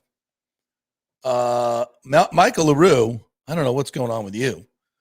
Said Andre Vasilevsky's not on the ice for the morning skate. Jonas Johansson, Brandon Halverson, and the E-Bug are in. Well, we had the live report from Benchmark International Arena from the Hall of Famer, Brian Bradley, who told us he's in tonight. He's in tonight. There we go. Why would you doubt the Bradley? How do you doubt that? Captain K says, hey, JP, I was just wondering what you thought of the signing of Cedric Mullins. I think we kind of covered that. I like it. I hope it's not the end of what we're doing in the outfield. Can we say that? Speaking of privileged college kids, Mayhall85 says, hey, traffic laws don't apply to certain people in Athens, Georgia. So go get your crowd lake, Shabu. Well, that's my point. It's like, driving 200 miles an hour around Athens is a lot worse than taking some crab legs home. Don't you think? People get hurt. People get hurt. Intern Danny is in here. So JP, the Rays are one of 3 teams as heavy favorites for all-star second baseman Ketel Marte. What are your thoughts? I'd love to see it. Then what do you do with Chandler Simpson? I mean, he could stay in the outfield, but I think he's more suited to second base. Any experienced offensive player, I'm down. Let's go. Bring him in. I don't think Johansson's starting tonight, LaRue. I don't know. We'll see. Rick says, Jameis was innocent. At least he's not governor of Minnesota or anything. Oh, my God. Did you see that? Holy shit, man. I've seen some bold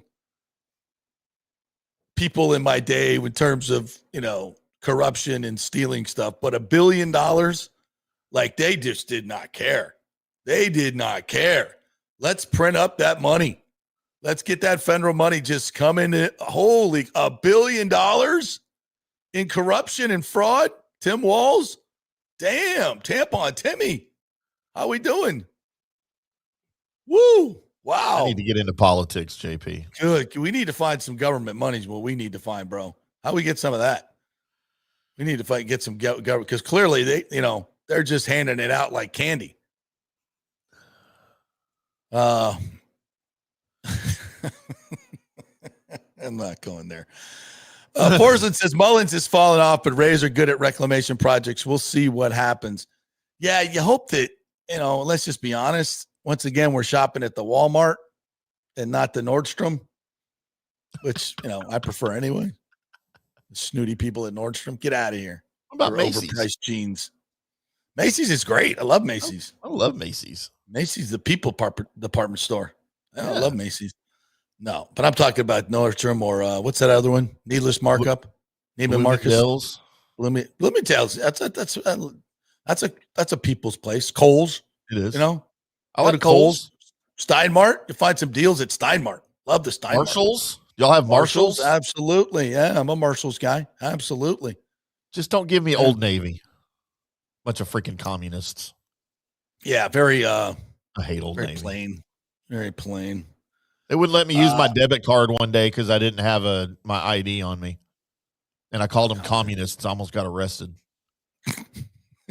And I swore I'd never walk into another one of their stores. Attaboy. Boycott them bitches. That was like Danny says, hire Kevin Kiermaier to teach Chandler how to play outfield. Yeah. Yeah. We're going to keep him in the outfield. Yeah. Chris Cole said Alex G looked completely exhausted yesterday on SportsCenter already. Yeah. Did you see that? Yes. That's some great things to say about South Florida, though. Can you imagine, like what a whirlwind. What a whirlwind. You get into coaching, a family of Russian immigrants comes over here, gets into coaching, lower level, grunt work, blah, blah, blah, comes up through the ranks, goes to USF, gets hired, as from the OC at Tennessee. And then within 3 years, 2+ years, less than 3 years, you're taking a job where you're getting $50 million guaranteed. And you never have to work another day in your life. And those decisions, I've got to be gut wrenching. Well, Shouldn't say that. I mean, like, I don't know about that. Take the $4 million or the $7 million? Gut wrenching. No, choosing between medicine and food, that's gut wrenching. That's gut wrenching. Yes, that's true. Hey, Lot 12, 9:30, gates open. All invited to our Lot 12 F the Aints tailgate. All are invited. There is no charge. There you go. Lot 12, 9:30. Nathan will be there. He sent me pictures of the food last week. I wanted to get over there so bad, but just sorry, Nathan. Just got too much stuff going on. Maybe this week. The 1 o'clock games are tough. They're tough. Get up early and get over there. I don't know. Yes, you are correct, John Hill. The Bucs punter Riley Dixon was the NFL Special Teams Player of the Week. Our special teams are so horrific and have been for the entire. But we've had 3 special teams players of the week. We had Chase McLaughlin, we had Riley Dixon, and then who's the other one? I forget. But yeah, so the punter, and we talked to him yesterday. So we go like, hey, how'd you do that? Get those 2 inside the 10. Well, somebody went down and covered him. That was nice. But it was a big part of the game. He did good. He finally helped us win a game. That's good because he hasn't been good. All right, we'll take a break. We'll come back on the other side. And Jon Gruden is going to fix the college football playoff. Timmy found the Jon Gruden I'm fixing the playoff video, and we're fixing to show it to you. See what I did there? Because it's worth it. It is worth it, isn't it? Absolutely it is. Yeah. Anything Gruden says is worth it. Because he says it with conviction. Hey, kids, the holidays are the best time to get engaged. You know that because all the family is already together. Let's have an engagement party. And the first stop is the Golden Diamond Source. They have thousands of diamonds to choose from in their jewelry wonderland. It's a wonderland. It's all decorated for Christmas. And you go in there and it's fun. They got the Christmas music going, the bling bling everywhere. They've got stunning engagement rings. Obviously, diamond earrings are always a great gift. Diamond bracelets, the most stylish gold fashion you'll find. There's plenty of cool stuff for you men in the men's department. They have a whole new watch department as well, so you can get some of those awesome baller watches. So don't settle for anything less than perfection. Go to the Golden Diamond Source, a great family-owned company. For over 40 years, they've been doing this, and they're gonna not only get you something great at a great price, but they're gonna wrap it up for you so you don't have to do all that. It's one-stop shop. Head on over there. By the way, you can finance your purchase 0% interest for up to 5 years. Get a $5,000 diamond for just $84 a month. Visit the Golden Diamond Source on this holiday season and tell them JP sent you. 3800 Olmerton Road. Back in 3. It's the holiday season, so come visit the wonderland of jewelry at the Golden Diamond Source with over 25 times the inventory and selection of the average jewelry store. Guys, get your shopping done early, and if you have no idea of the trends and styles that your lady wants, that's cool. The incredible staff led by Julie and Steve Weintraub and family will offer up some great ideas with no pressure. They offer everything for the first-time jewelry buyer to the most exquisite selection of museum-quality pieces. Enjoy a comfortable, relaxed atmosphere and experienced staff, geologists, jewelers, and designers for all your jewelry needs. From the luxurious jewelry boxes to their VIP customer care, there's many reasons to make sure it's a Golden Diamond Source diamond. Keep it local this holiday season. Shop online anytime at goldendiamond.com or just come by their showroom at 3800 Overton Road and always online at goldendiamond.com. JP here for the Jeeves Law Group and my man, Scott Jeeves. If you're going to hire an attorney, do you want some guy looking for a quick settlement and a quick buck, or do you want an attorney with some chops? Scott is a board-certified civil trial lawyer and a certified circuit court mediator. Been practicing in the Tampa Bay area for over 30 years. He is a peer-reviewed AV preeminent-rated civil trial lawyer. They just don't hand out those classifications. He's been the lead class action counsel on many complex consumer protection cases and has handled hundreds of serious personal injury cases. He's dedicated his career to protecting injured victims and is committed to vigorously representing you. We're local, we're trusted, and we get results. Personal injury and personal attention. Call for a free case evaluation. That's 888-9-JEEVES. That's 888-9-JEEVES. The Jeeves Law Group. Welcome to Kingmakers, home of the JP Peterson Show studio and Tampa's premier business networking and social club for members only. By day, it's an exclusive, vibrant co-working space with a stylish conference room, focus rooms, a full production studio, and an in-house marketing team. And by night, Kingmakers transforms into a sports-centric social hub with a full sports bar, golf simulator, and exclusive events. For young entrepreneurs and seasoned professionals, it's the perfect place to work hard, play hard, and make big moves in Midtown Tampa. Close the deal, celebrate the win. Only at Kingmakers. Become a member today at kingmakerstampa.com. Your business, your club. Are you looking for an honest AC and plumbing company? I mean, that's like trying to find a humble Saints fan, right? Well, try my friends at Third Generation AC and Plumbing Services. Been in business since 1995 here locally. And listen to what one of their customers said. Quote, the gentleman providing the service was exceptional, on time, knowledgeable, professional, and experienced. He was efficient, cleaned up behind himself, and did the work expeditiously. He not only repaired a sink, he repaired our toilet that was constantly running. We have used this company several times. They are awesome. Says it all, folks. Testimonials really say it all. Call 813-961-8024 for honest, fast service. 813-961-8024 or thirdgenerationplumbing.com. We also do AC.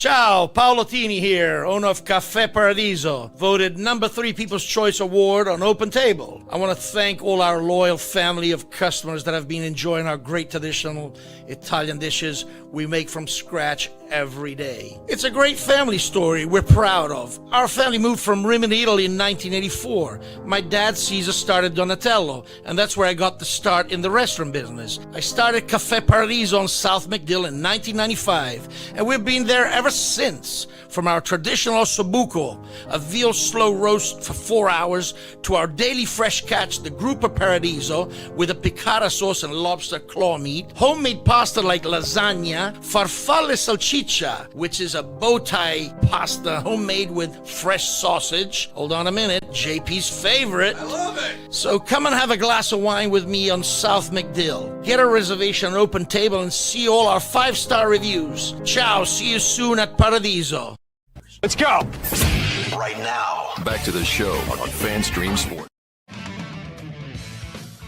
All right, welcome back to the JP Peterson Show. You know, the NBA is coming to Tampa Bay. Don't miss the Orlando Magic versus the New York Knicks, free over the air on MOR TV this Sunday at noon. Yes, MOR TV has become your Orlando Magic station as they now start to play some really good basketball, and it will be in the mix in the East, folks. They're playing great. They've won 3 in a row. You can watch Paulo Banchero, Franz Wagner. Love that guy. They could shoot. They can play. Bane's playing great as well. So Sunday, December 7th, this Sunday, Orlando travels to the Big Apple for an afternoon clash with the Knicks, who are led by all-star point guard Jalen Brunson and the Big Cat, Karl Anthony Towns. Tip-off is at noon on your Orlando Magic station right here, MOR TV. You can find it on Digital 32.1 on Spectrum and Frontier Cable Channel 12. So there's NBA action. It's fantastic. It's fantastic. Remember that commercial? Yeah. By the way, you hear the latest NBA rumors? Latest NBA NBA trade rumors, JP. What's that? Giannis wants out of Milwaukee, and New York is his desired destination. New York? The Knickerbockers. The Knickerbockers, huh? Yeah. So what do you have to give up? You have to give up Brunson and Karl Anthony Towns to get I Giannis? think Towns and some draft picks might do it. What do you think? I don't think you need a little bit more. Both. You know, the last 2 years, Giannis has averaged over 30 a game and 60% from the field. Those are the only such 2 seasons in the history of the NBA. How about that? Wow, that's impressive. Very impressive. And 30 points a game plus. That in New York. No, 60% shooting. Wow. All he does is dunk. But he dunks a lot. He does. Yeah, he's really, really good. Aviation 1436 says the NBA is a horrible product. It is. I don't disagree. Yeah. It is. Until LeBron retires, it's going to continue to be that way. Rick says JP swore off Nordstrom after our ascot collection wasn't up to his specifications. That is true. We don't have a plethora of colors for my ascot. If you're going to wear an ascot, you have to have high standards. You can't just take the Walmart ascot. No, you can't. You have to be an ass to wear an ascot. You do. Why do You can't wear an spell ascot for the show. ascot without ass. We're gonna start calling Fridays Ascot Friday on the JP Peterson Show. Can you imagine? How do you even wear an ascot? Like, what is that? Is it like a bandana that you just like pull down over your neck? Isn't that pretty much what it is? I have no idea.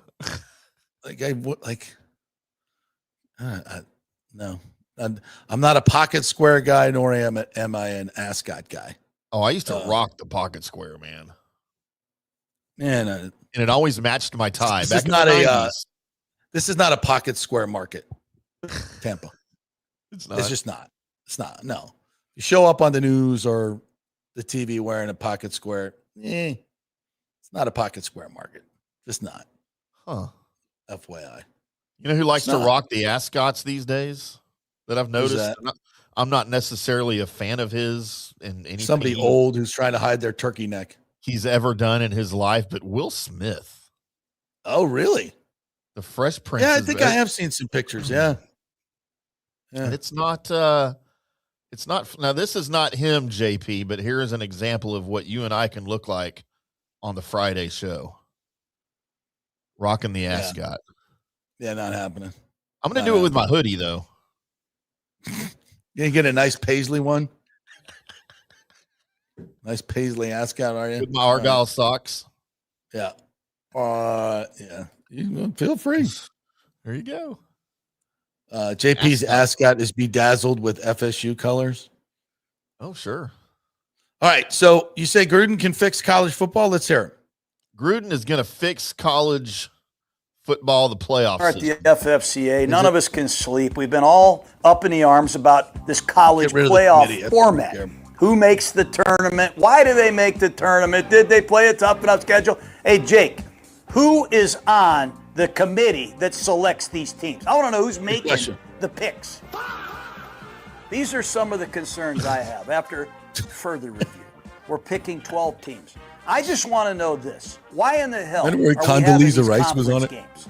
I mean, to determine who the Big Ten champion is, to determine who the SEC champion is. When I was in the NFC South, we played everybody in our division twice a year. So it was pretty easy to see who was the best in our division. When I was in the AFC West, same thing. We played everybody twice. But in some of these conferences, these teams don't even play each other. I mean, hell, I'm looking at Indiana. They didn't play Michigan, Ohio State, or USC. Then I look at Ohio State. They didn't have to go play Oregon or USC. How the hell do you determine who a conference champion is when these conferences are way too big? Some of these conferences got about 20 teams in a conference. It's impossible. Here's my problem. I just point this out to you. Here's Indiana playing Ohio State for the Big Ten championship. Meanwhile, Oregon is sitting at home getting a bye week before the tournament starts? What logic is that? Then you got Alabama playing Georgia for the SEC championship. Right. And you got a team like Ole Miss and Texas A&M. They're fresh as a daisy, man. They don't even have to play a game, but they get into the tournament? What kind of logic is this? That's like the top two seeds in the NFC. Let's say the Chicago Bears and the LA Rams having to play to see who the number one seed of the NFC is before we go to the playoffs. Yeah. Meanwhile, we got everybody else that's in the playoffs sitting at home. You know how much money they make on the SEC championship game, John? That makes sense. I'm saying this. If you're going to have these conference games, I'm all for that. We can have the Big Ten championship game. Ohio State, go play Indiana. Alabama, you go play Georgia. Texas Tech, go play BYU. And Virginia, you go play Duke. But the rest of you guys aren't getting off the hook. Some of you guys got to keep proving your resumes worthy by playing another game as well. Here's my solution. Just see what you think. Ohio State and Indiana are going to play, and win, lose, or draw, both teams get a bid. They've had great seasons. Georgia and Alabama are going to play to see who wins this SEC, but both teams are getting in no matter who wins or loses. And Texas Tech and BYU, they're playing to determine the Big 12 championship. Whoever wins is in, whoever loses is in. But they're playing for a distinct title of the Big 12. No way BYU. And then Virginia plays Duke. They have no good wins. If Virginia wins that game, they're in. If Virginia loses that game, I'm going to punch Malisack and they're out. And I'm going to get to the Virginia scenario in just a second. But there are 6 teams that are automatically in. Ohio State, Indiana, Georgia, Alabama, Texas Tech, and BYU. But they get an opportunity to go play for their division. He also says champion. BYU. Now, the rest of you guys, just listen carefully. Since they got to play, and they're the best teams, you guys got to play as well. We're going to have 5 games, so 10 teams are going to have to play just like the teams I just mentioned. I picked cities: Los Angeles, Tampa Bay, of course, New Orleans. Minnesota's got a nice dome, and I like Vegas, Allegiant Stadium.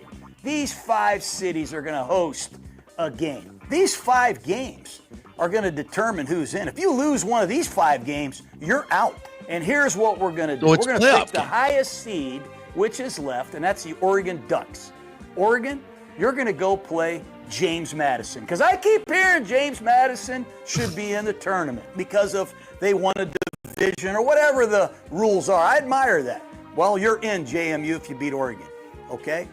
Then I'm going to say, Ole Miss, you're the 6th seed right now. You guys are going to go play the Tulane Green Wave. You've already beat them bad once. Beat them again, and you guys will eliminate Tulane.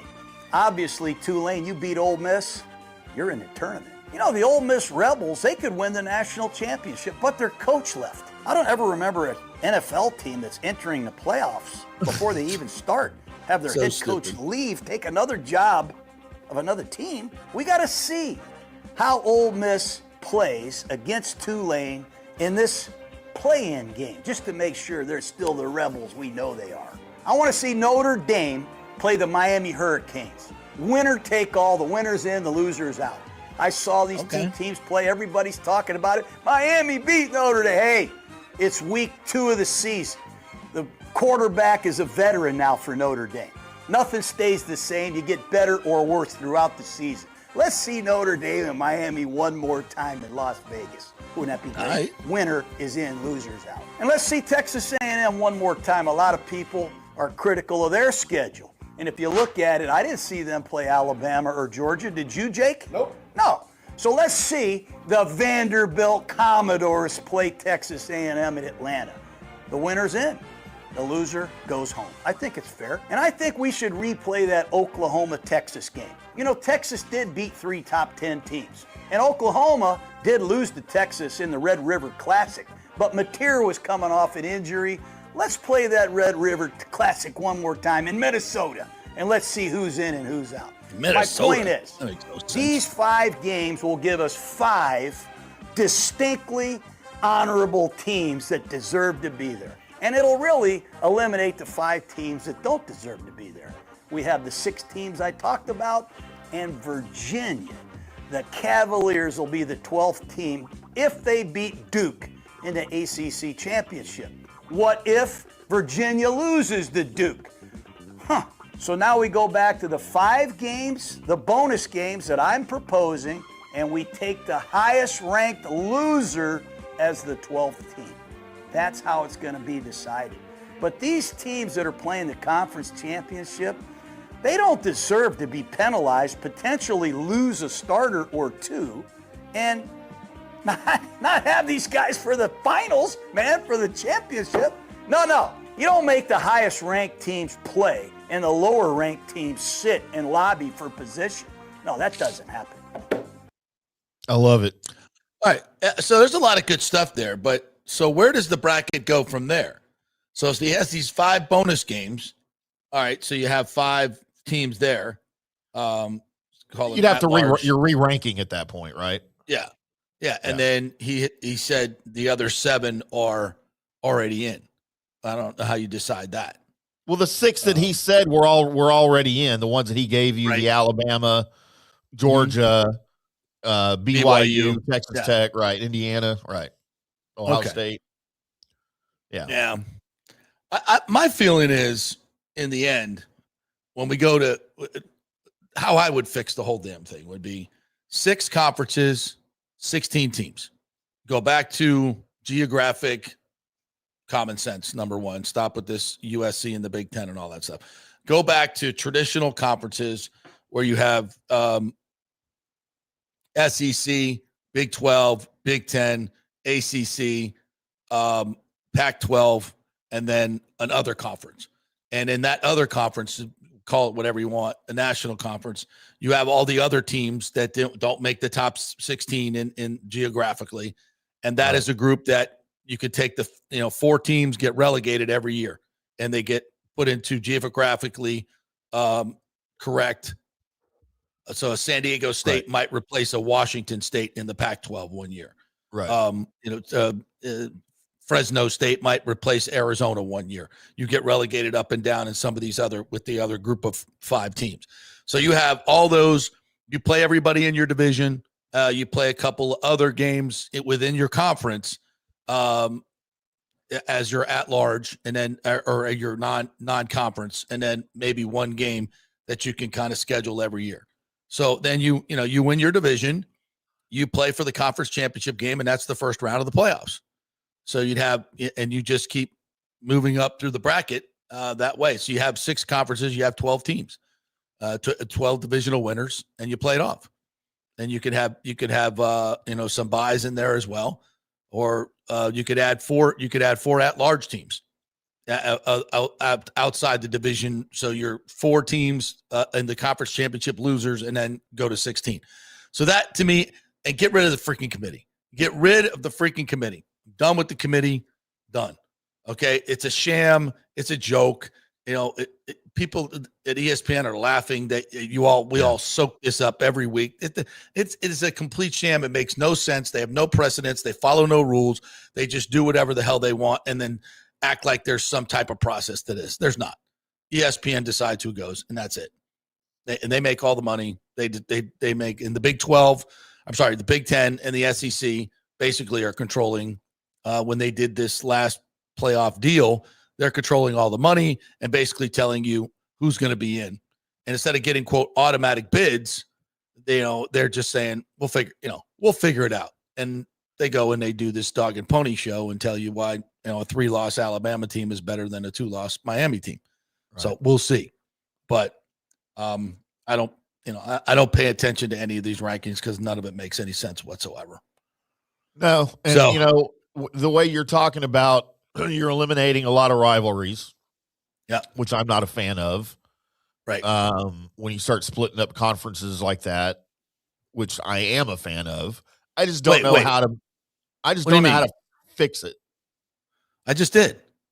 No, I'm renewing rivalries. I'm not. You've already split up rivalries with this stupid. But you're putting everybody back where they used to be. Yes. Yeah. Okay, with the old traditional rivalries. No. Okay. No, we're going back to when football was great and it was regionally and sane. Right. And you put the pack. You do it geographically because that's what's important. That's where college football became the great emotional traditional sport that it is, because there were neighborhood rivalries. There was West Virginia, Pittsburgh. There's a Texas, Oklahoma. Has all these great rivalries, where that got screwed up by conference realignment. Texas A&M and Texas, right? And you don't have Maryland and UCLA in the same conference. Exactly. How does that make which sense? Is completely effing insane. Rutgers and UCL and USC. Yeah. Does that make any sense? It makes none. And a lot of the stuff that we do makes no sense. Like these conference championship games, the only reason we're playing them is for money. They've become so incredibly lucrative, they're not going to get rid of them, which is so just incorporate them into the playoff. But here's the problem with it. You know what happens then? Then the SEC and the Big Ten, who think they have so many better programs, basically only get 4 teams in the playoff. The 2 division winners, basically get, and that's it. And they don't want that. They don't want that. But again, if you go back to the Big Ten and SEC as it used to be compiled, you won't have as many teams. Because what does the Big Ten have now? 20? I don't even know what the numbers are. 18? The SEC? I mean, I think it's 18. Yeah. Yeah, it's it's unwieldy. And we're talking about adding more teams? No. That doesn't make sense. So all right, we'll take another break. We'll come back on the other side. I want to hit some more baseball stuff here with the Rays and new Tropicana Field. What else we got? We got a couple more sound bites that we're going to show you as well. So stay with us.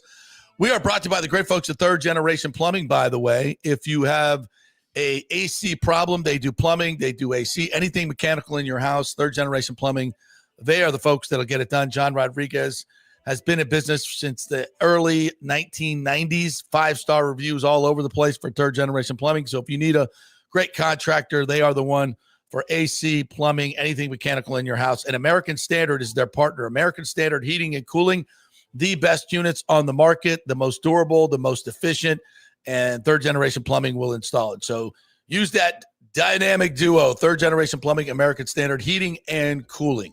Back in 3.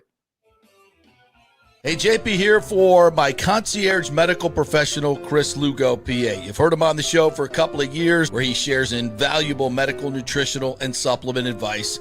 With Chris, it's like having a medical provider as your best friend. What I love about this concierge service is the convenience and support he offers. I can text or call him 24/7 with any questions or concerns, and he'll promptly call in a prescription if needed. No office visits or copays required. It gives me peace of mind knowing I have someone genuinely invested in my health, not just focused on insurance profits. And the best part, the Bay Area Modern Medical Center's personal concierge service is more affordable than you might think. Don't let insurance companies dictate your health care. Take control of your health and wellness today. Visit BAMMC.com for more information and to schedule your initial free consultation. Empower yourself and take charge of your personal health with BAMMC.com. Experience the art of driving at Genesis of Tampa, where luxury meets innovation and every detail is crafted for you. From the bold G70 to the refined GV80, Genesis delivers power, elegance, and technology years ahead of its time. Book service online, and our Genesis Experience advisors will pick you up and drop off your vehicle. If available, you can enjoy a courtesy car while yours gets a complimentary interior vacuum plus a generous offer for your trade. Every new Genesis comes with the Miracle Advantage Plan, 10 years or 250,000 miles of powertrain warranty and 4 years of complimentary maintenance. Visit us at 801 East Bears Avenue or online at genesisoftampa.com. Genesis of Tampa, luxury redefined. Italiano Insurance would like to congratulate the Bucs on their 50th anniversary season. And you know what? We've been here for every season and then some, over 60 years in business. We've seen some smart coaches with great game plans, but if you don't have flood insurance or business insurance, that's a terrible game plan. That could ruin you financially. You don't want to take that L. So call 813-877-7799 and let their friendly agents quarterback your insurance and save you big money. Italiano also sponsors our FSU report every week, so go Noles. 813-877-7799 or go to italianoinsurance.com. Although it may seem tempting to go without health care insurance, the financial risk far outweighs the gain you may experience. For example, did you know if you simply broke your leg, it could cost you nearly $7,500? Put on top of that a hospital stay, you could be looking at $10,000 to $15,000. Ensuring that you don't go uncovered is so important, as according to CNBC, high medical bills are the highest contributing factor to why Americans end up taking money out of their retirement savings, or worse, find themselves filing bankruptcy. So go to don'tgouncovered.com or call 800-669-1505. Now, depending on your income, you can get plans for zero premium. Our experts will guide you through the process effortlessly. They will shop many plans and find the one that's right for you. I called and I have full health coverage through Florida Blue for zero monthly premium. It's a free call. So why go uncovered? It's a huge risk. Go to don'tgouncovered.com or call 800-669-1505. That's 800-669-1505. Are you looking for an honest AC and plumbing company? I mean, that's like trying to find a humble Saints fan, right? Well, try my friends at Third Generation AC and Plumbing Services. Been in business since 1995 here locally. And listen to what one of their customers said. Quote, the gentleman providing the service was exceptional, on time, knowledgeable, professional, and experienced. He was efficient, cleaned up behind himself, and did the work expeditiously. He not only repaired a sink, he repaired our toilet that was constantly running. We have used this company several times. They are awesome. Says it all, folks. Testimonials really say it all. Call 813-961-8024 for honest, fast service. 813-961-8024 or thirdgenerationplumbing.com. We also do AC. Let's go. Right now. Back to the show on FanStream. All right, welcome back to the JP Peterson Show, brought to you by the great folks at Riveters. Riveters, home of the late night happy hour now. So they have a great happy hour 3 to 7, so they'll do a late one as well. So if you're out and about, Riveters is the place to go. Want a late night snack? Go grab some of those great wings they have there. Don't forget that happy hour 3 to 7. You get 8 wings for $12, and I'm like the big ones, where that is a meal and a half right there. Also, the Buffalo chicken dip for just $8, and then you get $3 domestic beers, $5 wells. It is the best, and I mean best happy hour around. Great staff, great place to hang out, just north of 275 on Dale Mabry, just south of the stadium, right near the spaceship. Go on over to Riveters. All right, Yee 1317 says great. No Wirfs again at practice. Yeah, he showed up on the Tristan Wirfs showed up on the injury list with an oblique injury. For an offensive lineman, that is not good for anybody. It's not good. So let's hope he can get out there this week. You're gonna need him big time for these next 3 games. Going to be very physical, divisional games. Okay, Michael LaRue says John Cooper says Jonas Johansson will start against the Pens tonight. He expects Andre to be ready to go Saturday against the Islanders. Okay, all right. I like it. We talked about this with Eric Erlinson yesterday. More rest for Vassie. More rest for Vassie, for sure. What else we got there? Tim, make it a orange and blue hoodie.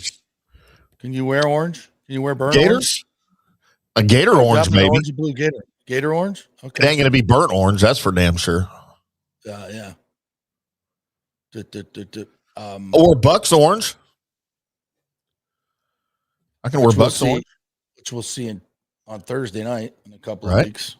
Right. Terrified of. Absolutely terrified of. No. Mm-hmm. Good luck, Charm.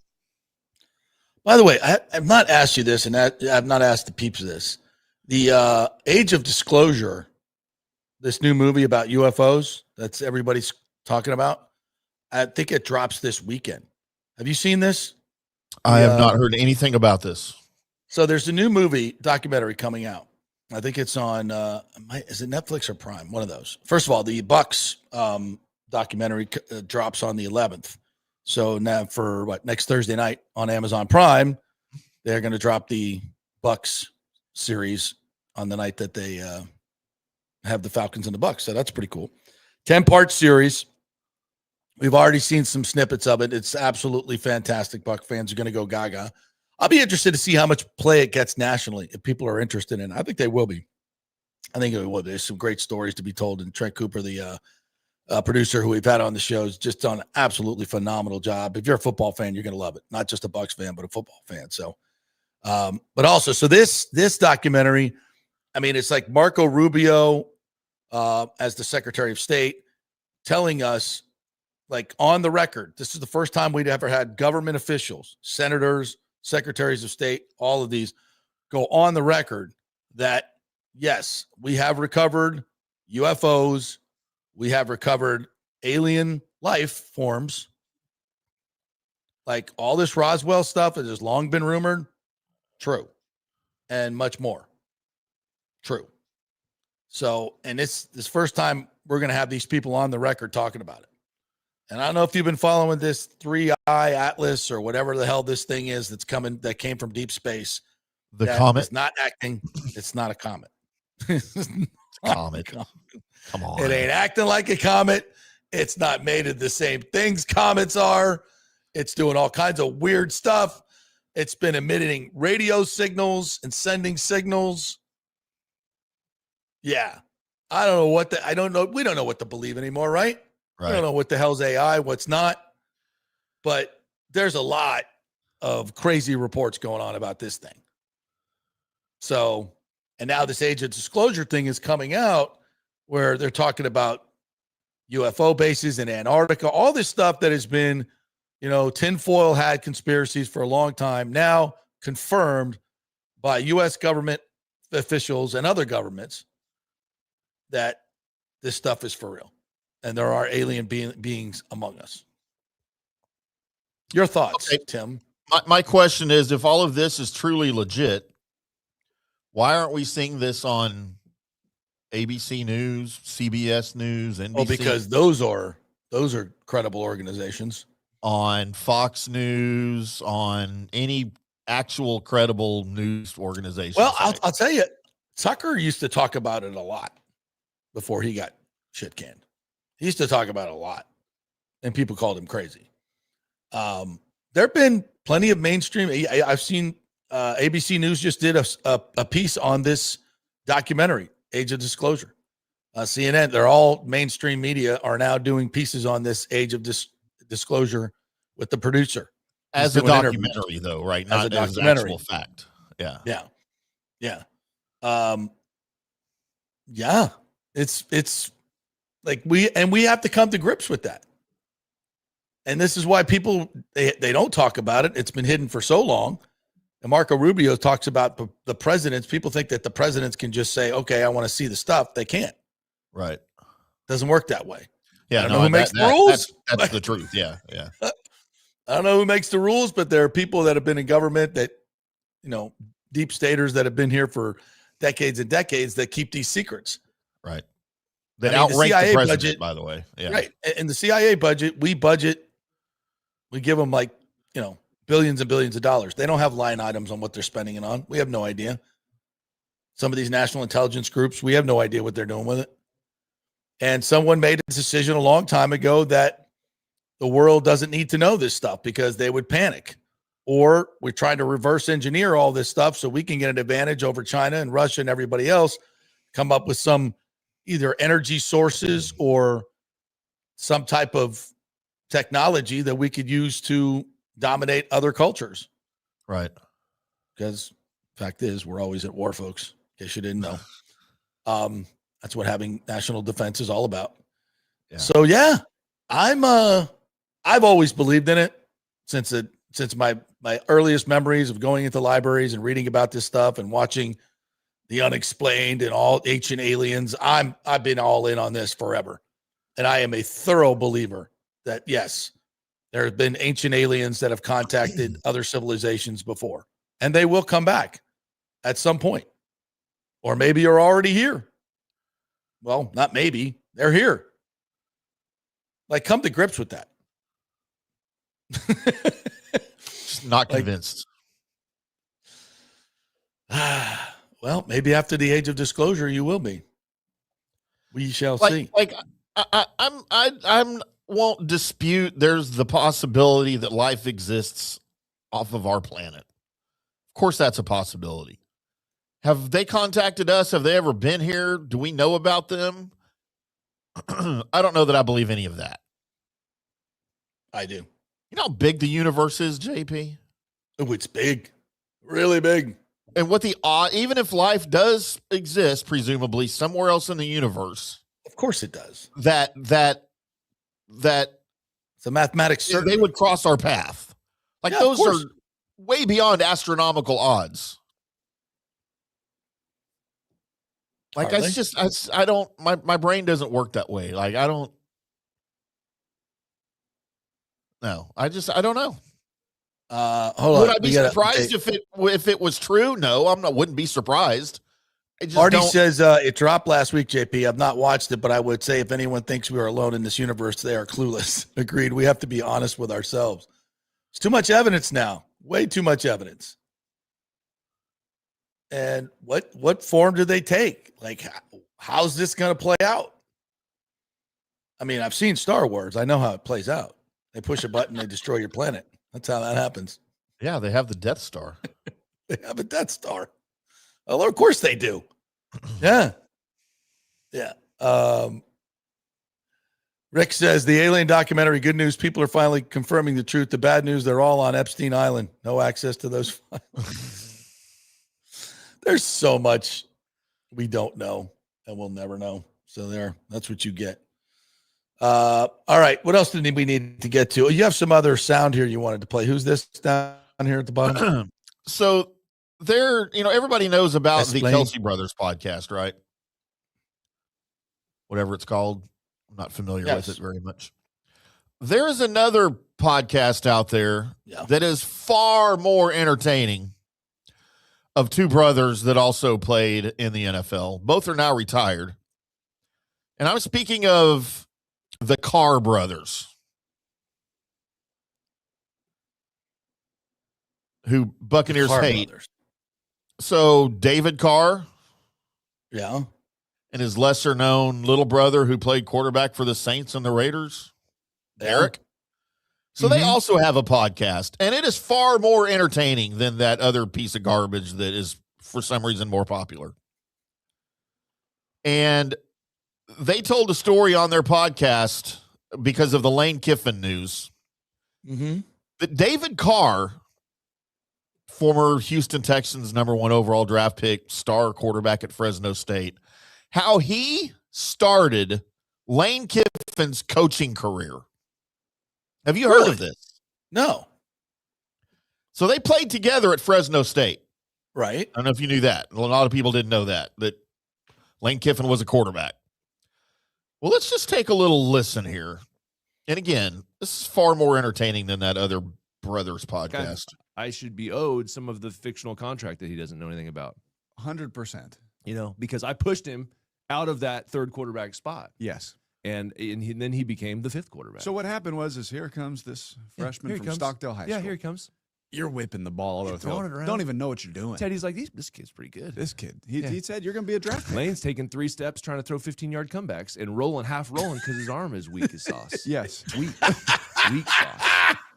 But hey, he knew the game now. Lane knew the game. So long story short, after a couple days, now I'm getting the third team reps. And Lane I came in as the fifth. And Lane's no longer. And Lane came out, didn't have pads on. Is your roommate, though? He didn't have pads on. He claims he only didn't have a knee brace on. That man came out in civvies.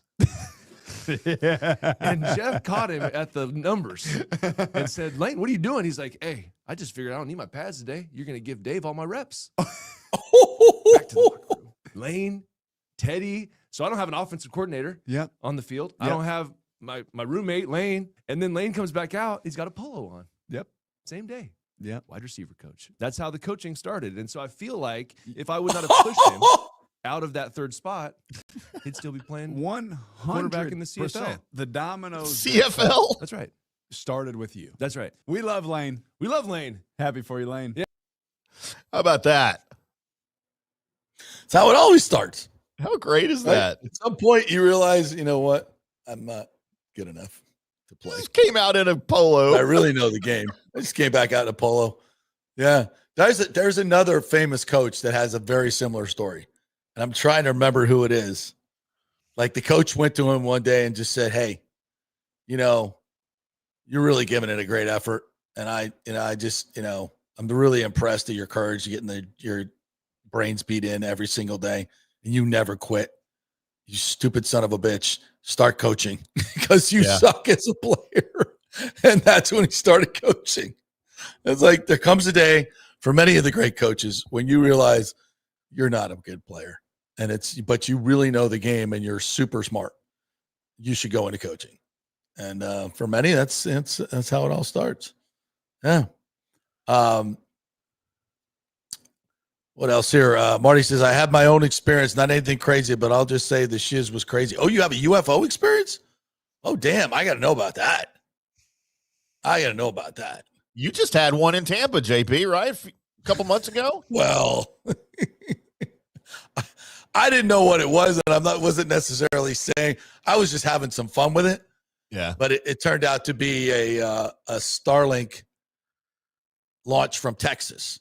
So that's why, most of our launches come from the east, obviously, in Cape Canaveral. And this one flew over from Texas. And it was, it kind of formed like in this orange ball. I guess it was going through the stratosphere, whatever the hell it was doing. Right.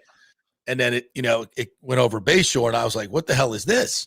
And I hadn't heard of any launches going on. There weren't any launches at Cape Canaveral that day, but there were in Texas. So, a lot of people saw it. But I put it up and, just having some fun with it. You know how many views it got? Let me go back and check right now. I think it's got, at last check, there was almost 1 million views. Almost 1 million views. Yeah, 950,000 views. Jesus. Yeah. How about that? Should have thrown the FanStream Sports logo on that bitch. I know. And everybody's like, yeah, you dumbass. It's a Starlink. I'm like, okay, thanks. Appreciate it. I was just asking. I didn't say he landed, they landed on Bayshore, or jumping out doing some fishing. Some green. Just asking what it is, right? Like, you ask it. Yeah. Moron, it's duh. All right, thank you. People are so like, but thanks for the million views. Helps the share a little bit. We appreciate that. Rex says, of course, JP has spaceship stories after leaving Happy Hour Rivers. Don't we all? Yes, we do. Boy, and I tell you what, these are very friendly aliens. Wow, are they friendly? Beautiful, too. Gorgeous. Absolutely gorgeous. Those aliens just want your money, JP. Very strange behavior, too, because you hand them a piece of green paper, right? And they do amazing things, these aliens in that spaceship. Like, it's like, wow. You just hand them a couple of these these green pieces of paper, and boy, they get really friendly. Really friendly. When you're in the private parts of that spaceship, they do even more crazy things for money. Yeah. I'm like, wow, these are very entrepreneurial type of aliens. They know how to make cash. It's like, wow. All our fantasies are true, folks. These aliens look like hot strippers. Like the green chick on Star Trek? Yeah. Man, I'd be in. Damn, what about Shatner was right. What about the 3-boob girl on, what was that, Total Recall? By the way, Ashley's listening to the show. Hi, Ashley. Hi, Ashley. Hey, we're talking science fiction here. It's a bit, honey. It's called a radio bit. It's not true. I'm not in the spaceship. Boy, these aliens are friendly. We all thought they'd be mean. No, right there on Dale Mabry. There's a spaceship. You can walk right up in it. I mean, what's the age of disclosure? Hell, we've known about this forever. What is some type of nuclear secret? Some type of No, it's right there on Dale Mabry. You give them a couple of green pieces of paper and they're really friendly. Really, really friendly. Just a couple of green pieces of paper. Yeah, I don't even need a lot. Yeah. So listen, don't be all scared about these aliens. They look like hot strippers and they've come to be friendly. So, all right. Now I believe in aliens, JP. You've convinced me. Now you want to watch the documentary. Now I want to see the aliens. Yes, there was a landing on Dale Mabry in Tampa. Maybe that's why I've had such horrid luck with chicks and with marriages, is because I'm just not meant to be with the girl on this planet. There you go. Yeah. Ashley, I'll get worse in the doghouse now. She has these wonderful fantasies of aliens coming down and taking her away. She's like, yeah, I won't give you a lot. I won't give you a lot of detail, but she's like, yeah. I'm like, well, who's to say they're mean?